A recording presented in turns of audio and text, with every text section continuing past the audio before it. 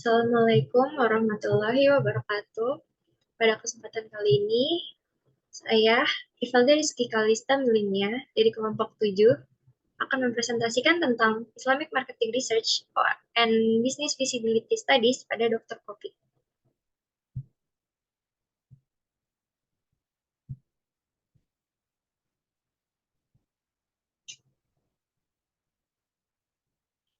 Di kelompok 7 ini, saya bersama dengan Alsya Resani, Alia Nur Sakinah, Raisa Alia, dan saya sendiri, Ivalda Rizky Kalista Milinia, beserta dengan Ulfia Nur Fitri.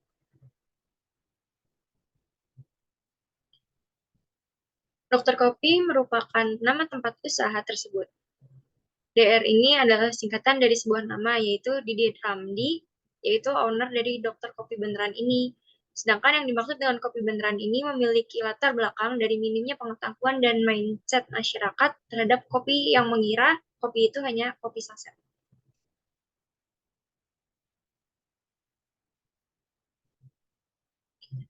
Kopi beneran itu karena dulu kan di pasar, mindset orang kopi itu masih saset-saset gitu.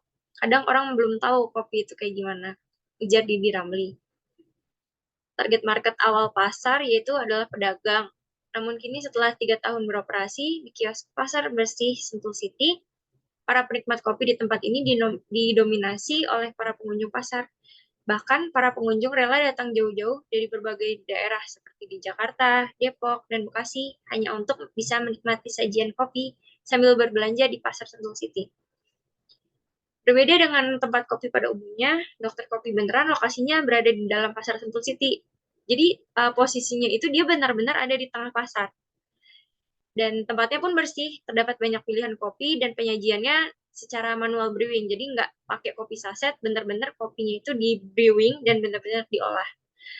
Terdapat banyak pilihan kopi dan penyajiannya dan harganya pun terjangkau. Namun yang menjadi favorit tempat ini adalah kopi susu gula arennya. Nah, kemarin itu kita sudah melakukan meeting dan bertemu dengan pemiliknya. Berikutnya kita juga mencoba mengobservasi menu-menu yang tersedia di kafe tersebut.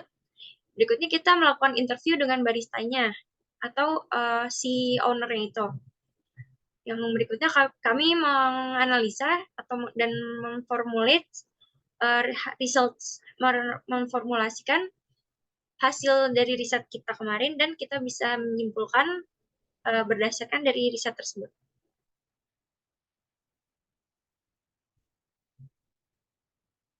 Oke, pertama yang kami dapatkan itu dari marketing research-nya, yaitu dengan analisa yang dilakukan untuk menilai kualitas produk dari suatu perusahaan.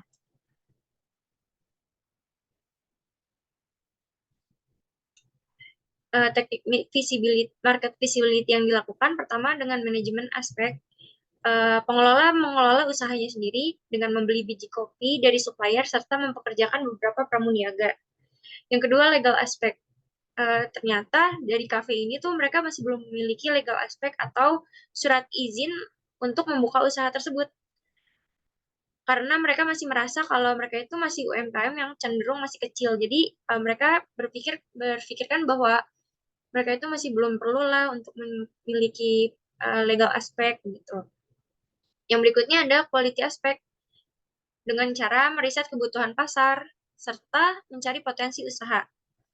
Yang berikutnya ada environmental aspect, yaitu dengan societal environment dan SWOT analysis. Untuk financial aspeknya itu yang dibutuhkan itu sekitar 50 juta dengan tambahan 30% personal savings, 50% dari HPP, dan 20% dari investor. Untuk marketing aspeknya dengan melakukan promosi kepada masyarakat yang sedang berbelanja di pasar.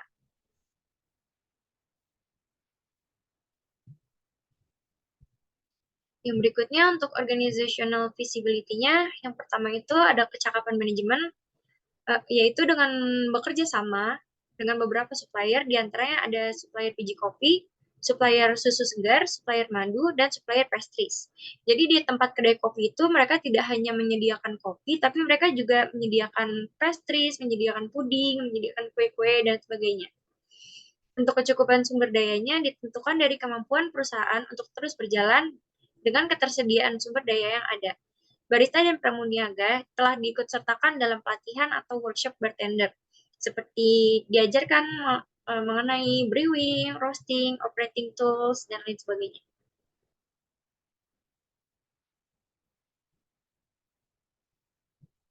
Yang berikutnya ada technical feasibility, yaitu untuk inputnya mereka membutuhkan bahan baku, tenaga kerja, lokasi, dan untuk prosesnya yang diperlukan adalah mesin dan peralatan, sistem kerja, serta proses pengolahan. Yang berikutnya adalah output, yaitu produknya.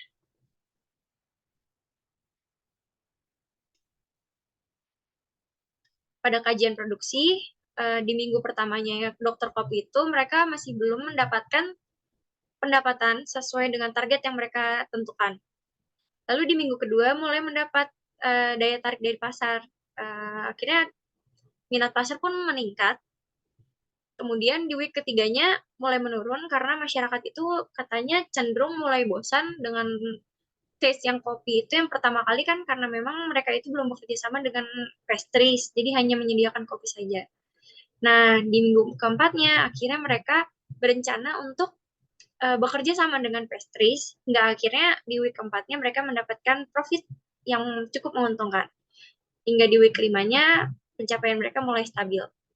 Pendapatan mereka per harinya itu bisa 1 juta sampai 1,5 juta. Dan untuk customersnya, katanya dari 5 konsumen, 3 diantaranya itu pasti akan selalu kembali lagi untuk membeli kopi di situ. Lalu untuk kapasitas produksi dan lokasinya ada 5 karyawan dan dengan 1 barista, yaitu pemiliknya sendiri. Yang berikutnya ada teknologi dan proses produksi dengan 2 mesin kopi, 1 lemari pendingin, dan 1 microwave. Yang berikutnya itu ada peralatan dan fasilitas, yaitu dengan sudah cukup tersedia.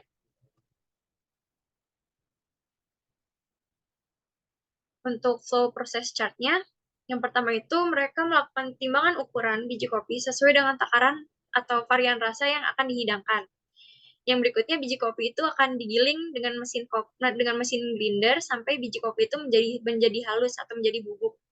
Nah, setelah menjadi bubuk, bubuk itu diseduh dengan menggunakan air panas, yaitu dengan 180 derajat Celcius. Berikutnya, setelah kopi sudah dicairkan, ditambahkan bahan-bahan pelengkap sesuai dengan varian yang akan dihidangkan.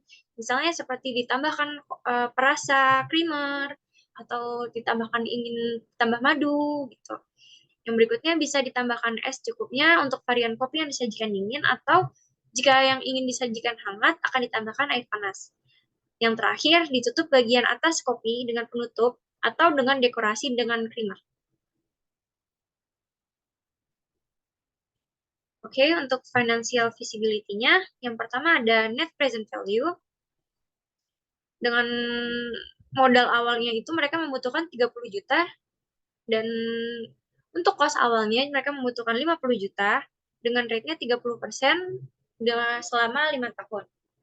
Lalu didapatkanlah dalam 1 tahun ini adalah 23,9 juta.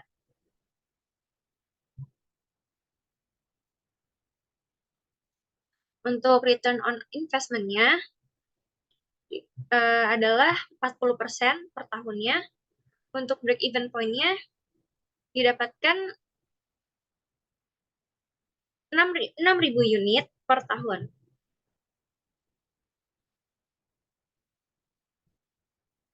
Baik, untuk kesimpulannya, dokter kopi beneran itu sudah baik dalam menjalankan usaha bisnisnya. Ownernya pun sudah melakukan riset pasar terhadap bisnis kopi ini. Namun sangat disayangkan, pemilik ini belum memiliki legalitas usaha dan sertifikasi halal juga mereka masih belum memiliki sertifikat halal.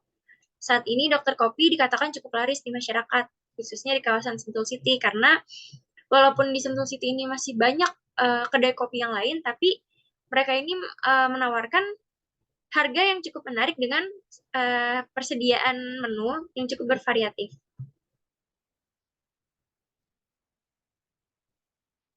Sekian presentasi dari saya. Wabillahi taufiq wal hidayah. Wassalamualaikum warahmatullahi wabarakatuh.